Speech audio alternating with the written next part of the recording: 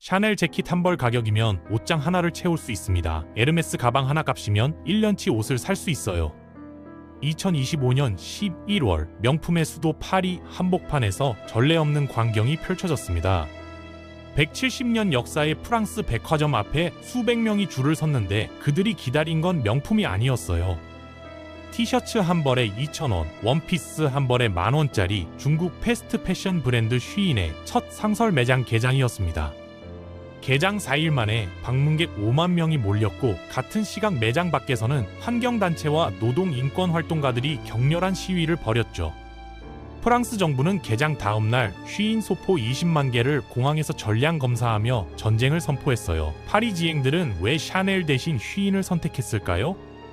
이 질문의 답은 단순히 옷값의 문제가 아닙니다. 도대체 무슨 일이 벌어진 건지 지금부터 낱낱이 파헤쳐 보겠습니다.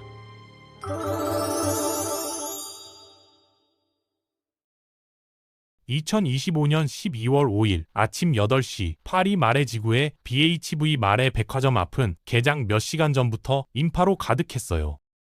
1856년 문을 연 이 백화점은 프랑스 패션 역사에 살아있는 증인이었고 파리지앵들에게는 전통과 품격의 상징이었습니다. 그런 곳에 중국 온라인 패스트 패션 브랜드 쉬인의 세계 첫 오프라인 상설 매장이 들어섰고 시민들은 새벽부터 줄을 섰죠. 명품 부티크가 즐비한 파리 중심부에서 티셔츠 한 벌 2,000원짜리 옷을 사기 위해 기다리는 풍경은 그 자체로 충격이었어요. 매장 문이 열리자 사람들이 쏟아져 들어갔고 오후가 되자 입장 대기 시간은 2시간을 넘어섰습니다. 개장 4일 만에 방문객 5만 명을 돌파했고 주말에는 매장 주변 도로가 마비될 정도였죠. 쉬인은 이 매장을 통해 연간 매출 60조 원 이상을 기록한 온라인 제국의 오프라인 확장을 선언했고 파리는 그 첫 번째 전초 기지가 되었어요. 프랑스 패션 업계는 즉각 반발했습니다. 170년 전통의 백화점이 중국 저가 브랜드의 문을 열어줬다는 비난이 쏟아졌고 일부 디자이너들은 공개적으로 보이콧을 선언했죠. 하지만 시장의 반응은 달랐어요. 매장 내부는 10대부터 50대까지 다양한 연령층으로 북적였고 사람들은 쇼핑백을 여러 개씩 들고 나왔습니다. 한 20대 여성은 인터뷰에서 샤넬은 꿈이지만 쉬인은 현실이라고 말했고 이 한 문장은 당시 프랑스 소비자들의 처지를 정확히 대변했죠. 쉬인의 파리 상륙은 단순한 매장 오픈이 아니었어요. 명품과 장인 정신으로 세계를 지배하던 프랑스 패션 산업의 심장부에 빅데이터와 초저가, 대량 생산으로 무장한 중국 패션 모델이 깃발을 꽂은 상징적 사건이었습니다. 이날 이후 프랑스 정부와 패션 업계는 쉬인을 공공의 적으로 규정하기 시작했고 유럽 전역에서는 중국 패스트 패션과의 전쟁이 본격화되었죠. 쉬인의 가격은 상식을 벗어났어요. 티셔츠 한 벌이 평균 2,000원에서 3,000원, 원피스와 청바지가 10,000원에서 15,000원 사이였고 어떤 제품은 배송비보다 저렴했습니다. 문제는 가격만이 아니었어요. 쉬인은 신제품을 기획부터 생산까지 평균 25일 만에 출시했고 하루에 6,000개 이상의 새로운 상품을 온라인에 올렸습니다. 전통 패션 브랜드들이 한 시즌에 수백 개 제품을 출시할 때 쉬인은 매일 수천 개의 신상품으로 소비자를 압도했죠. 이것이 가능했던 건 AI와 빅데이터 기반의 초단기 생산 시스템 때문이었어요. 소비자들의 검색 패턴, 클릭 데이터, 소셜미디어 트렌드를 실시간으로 분석해 수요를 예측했고 중국 광저우의 협력 공장 6,000개와 연결된 생산 네트워크를 통해 주문 즉시 생산에 들어갔습니다.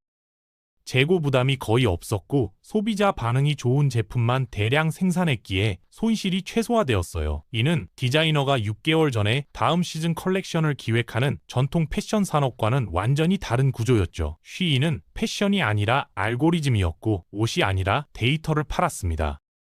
그런데 왜 파리지앵들은 이런 쉬인에 열광했을까요? 답은 프랑스 경제의 붕괴에 있었어요. 팬데믹 이후 프랑스는 5년간 지속적인 경기 침체를 겪었고 국가 부채는 5,500조 원을 넘어섰습니다. 정부는 긴축 정책을 펼쳤고 서민들의 가처분 소득은 급격히 줄어들었죠.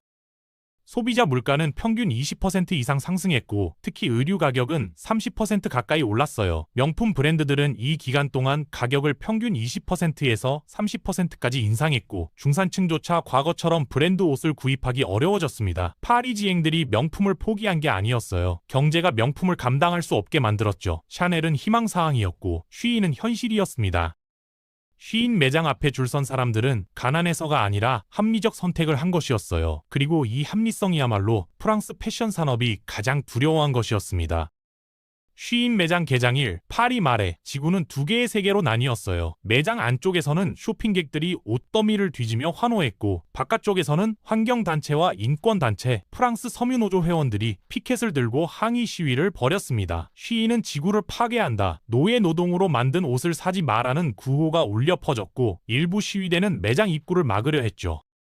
경찰이 출동해 양측을 분리했지만 긴장은 며칠간 지속되었어요. 파리 한복판에서 벌어진 이 충돌은 단순한 소비 논쟁이 아니라 윤리와 생존이라는 두 가치의 정면 충돌이었습니다. 시위대가 분노한 이유는 명확했어요. 2022년 조사에 따르면 쉬인 협력 공장 노동자들은 주당 7시간 이상 일했고 한 달에 이틀만 쉬었습니다. 시급은 중국 최저임금에도 못 미치는 경우가 많았고 작업 환경은 열악했죠. 이듬해에는 아동 노동 의혹이 제기되었고 쉬인은 공식 부인했지만 독립적인 검증을 허용하지 않았어요. 환경 문제도 심각했습니다. 쉬인은 연간 15억 벌 이상의 옷을 생산했고 이 과정에서 배출되는 탄소량은 프랑스 전체 자동차 배출량에 맞먹었죠. 쉬인 제품의 평균 착용 횟수는 3회 미만이었고 대부분은 1년 내에 버려졌어요.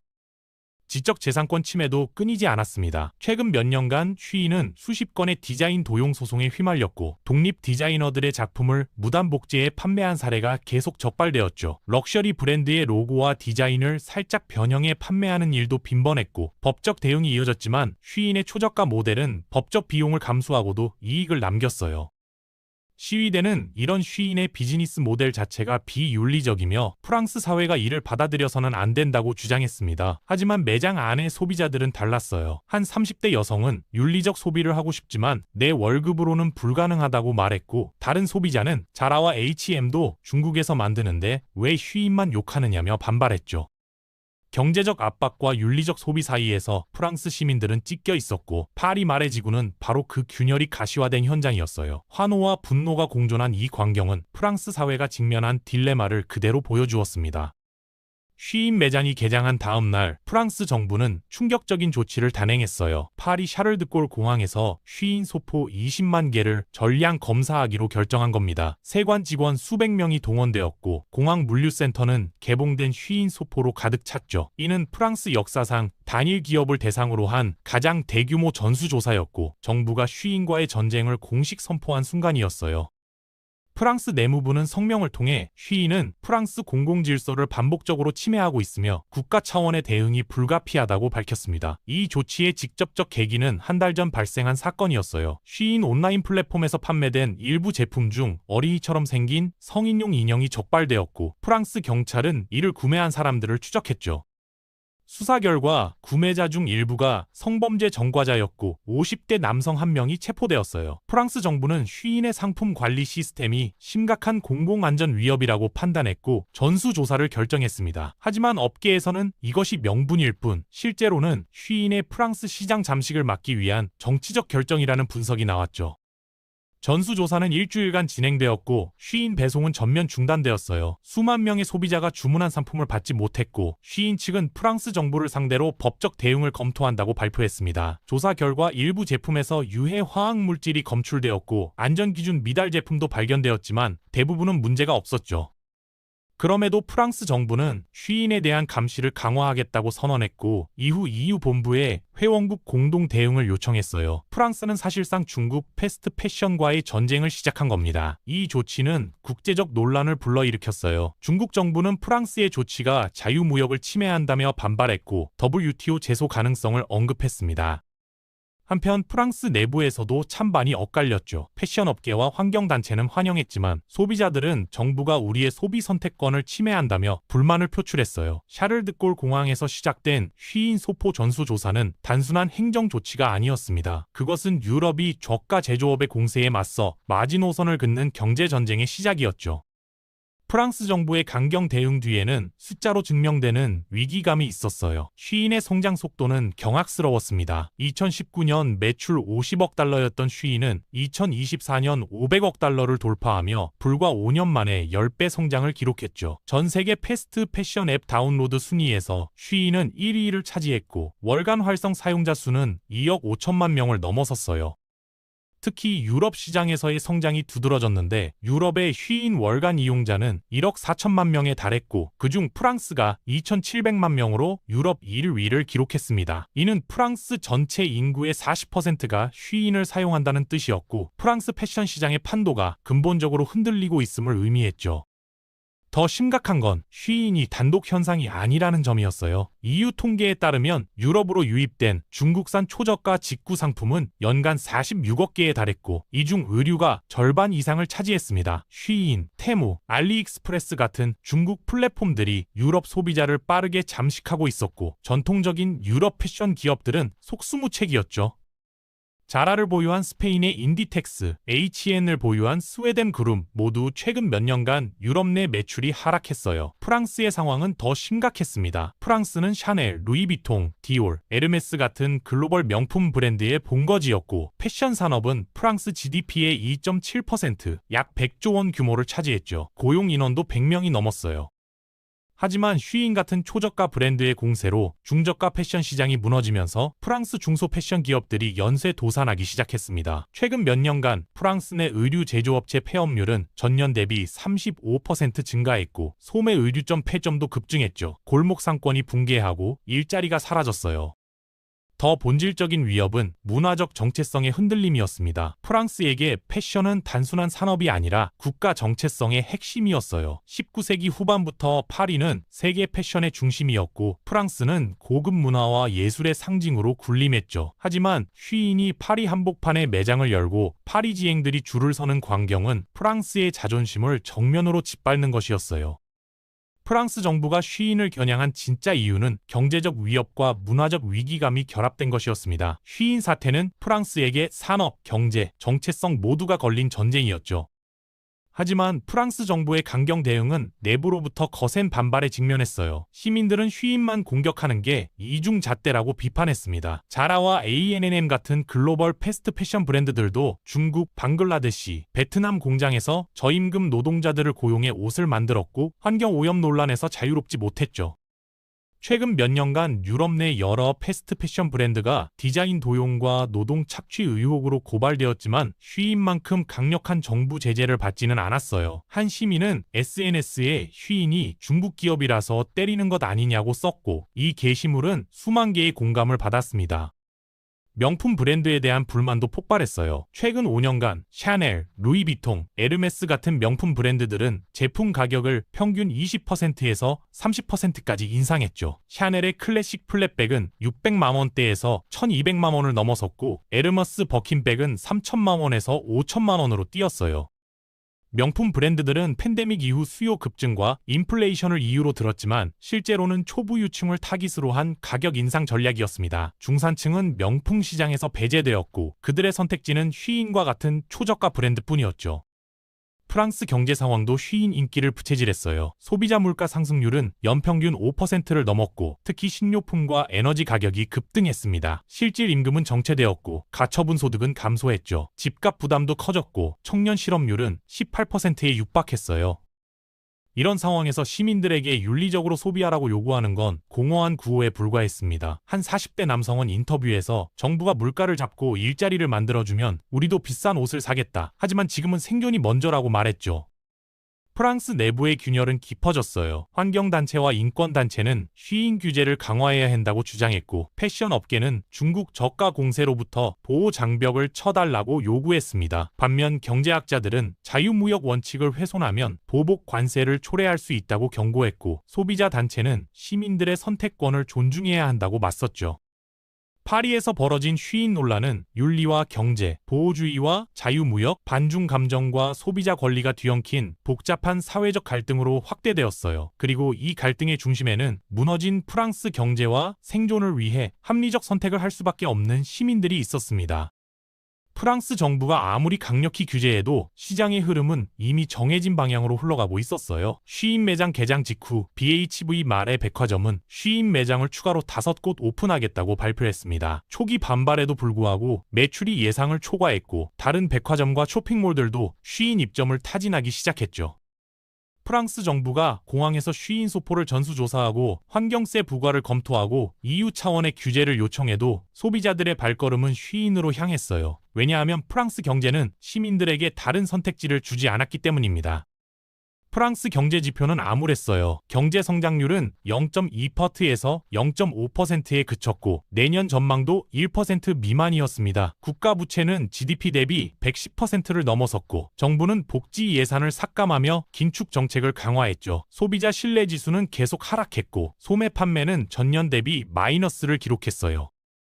이런 상황에서 의류 소비는 가장 먼저 줄어드는 항목이었고 사람들은 필수품만 구입했습니다. 쉬인은 바로 그 필수품을 가장 저렴하게 제공했죠. 더 근본적인 문제는 프랑스 패션 산업의 양극화였어요. 명품 브랜드들은 초부 유층 시장에 집중하며 가격을 계속 올렸고 중저가 브랜드들은 쉬인 같은 초저가 경쟁자에게 밀려 시장에서 퇴출되었습니다. 중산층을 위한 합리적 가격대의 양질의 의류 브랜드는 거의 사라졌고 소비자들은 명품 아니면 쉬인이라는 극단적 선택을 강요받았죠. 한 패션업계 관계자는 프랑스 패션 산업이 중간층을 버린 대가를 치르고 있다고 말했어요. 시장은 이미 쉬인의 손을 들어주었고 정부의 규제는 너무 늦었습니다. 프랑스 내 쉬인 사용자 수는 3천만 명을 넘어섰고 온라인 판매액은 전년 대비 50% 증가했죠. 오프라인 매장도 파리뿐 아니라 리옹, 마르세유, 툴루즈로 확대되었어요. 프랑스 정부는 환경세 부과, 안전기준 강화, 광고 규제 등 각종 조치를 쏟아냈지만 쉬인의 성장을 막지 못했습니다. 오히려 규제가 강화될수록 쉬인은 로비 조직을 확대하고 현지 고용을 늘리며 프랑스 사회에 더 깊이 뿌리내렸죠. 프랑스에서 벌어진 일은 명확했어요. 정부가 쉬인을 막으려 해도 시민들은 쉬인을 선택했습니다. 왜냐하면 그것이 생존을 위한 유일한 합리적 선택이었기 때문이죠. 쉬인의 파리 입점은 단순한 상업적 사건이 아니었어요. 그것은 170년 이어온 프랑스 패션 산업의 자존심이 무너지는 순간이었고 유럽이 중국에게 패션 산업의 주도권을 내주기 시작한 상징적 사건이었습니다. 더 심각한 건 이것이 프랑스만의 문제가 아니라는 점이었어요. 쉬인은 파리를 시작으로 런던, 밀라노, 베를린에도 오프라인 매장을 열 계획이라고 발표했습니다. 유럽 전역이 쉬인의 타깃이었고 전통적인 유럽 패션 브랜드들은 수세에 몰렸죠. 잘 아는 유럽 내 매장을 폐점했고 H&M은 대규모 구조조정을 단행했어요. 이탈리아의 중소 패션 기업들도 쉬인의 공세에 버티지 못하고 연쇄 도산했습니다. 유럽 패션 산업 전체가 흔들리고 있었고 파리 사건은 그 시작이었죠. 프랑스 정부와 패션 업계는 필사적으로 저항했지만 승부는 이미 기울어 있었어요. 쉬인은 AI와 빅데이터로 무장한 4차 산업혁명 시대의 패션 기업이었고 프랑스 명품은 19세기 장인 정신에 기반한 구시대 산업이었습니다. 쉬인은 소비자 데이터를 실시간으로 분석해 수요를 예측했고 프랑스 디자이너들은 6개월 전에 다음 시즌 컬렉션을 기획했죠. 속도와 가격, 생산 효율성 모든 면에서 쉬인이 압도적이었고 프랑스는 문화와 전통이라는 무형의 가치로 맞섰지만 역부족이었어요. 파리에서 벌어진 일은 산업 패러다임의 전환이었고 프랑스 패션의 자존심이 산산조각 나는 순간이었습니다. 파리에서 시작된 쉬인 사태는 표면적으로는 저가 패션과 명품 패션의 충돌처럼 보였지만 본질은 전혀 달랐어요. 그것은 경제 시스템의 붕괴, 산업 패러다임의 전환, 그리고 문화 정체성의 위기가 동시에 폭발한 사건이었습니다. 파리지앵들이 명품을 버린 게 아니라 프랑스 경제가 시민들에게 명품을 살 여력을 주지 못한 거죠. 쉬인은 단순히 싼 옷을 파는 회사가 아니라 AI와 빅데이터로 무장한 새로운 산업 모델이었고 전통 패션 산업은 그 앞에서 속수무책이었어요. 프랑스 정부의 강경 대응은 경제적 위협보다 문화적 자존심이 깨지는 것에 대한 방어적 반응이었습니다. 하지만 시장은 이미 쉬인을 선택했고 규제로는 막을 수 없었어요. 사용자는 3천만 명을 넘어섰고 유럽 전역으로 확산되었습니다. 파리에서 시작된 이 전쟁은 결국 누가 미래의 패션을 지배할 것인가라는 거대한 질문을 남겼죠. 전통과 장인 정신의 유럽인가? 알고리즘과 효율성의 중국인가? 명품의 수도 파리가 2,000원짜리 중국 옷에 흔들린 사건은 그 답이 이미 정해졌음을 보여주었습니다. 그리고 이것은 패션만의 이야기가 아니에요. 중국의 초저가 공세는 자동차, 전자제품, 심지어 식품 산업까지 확산되고 있고 유럽과 미국은 속수무책입니다.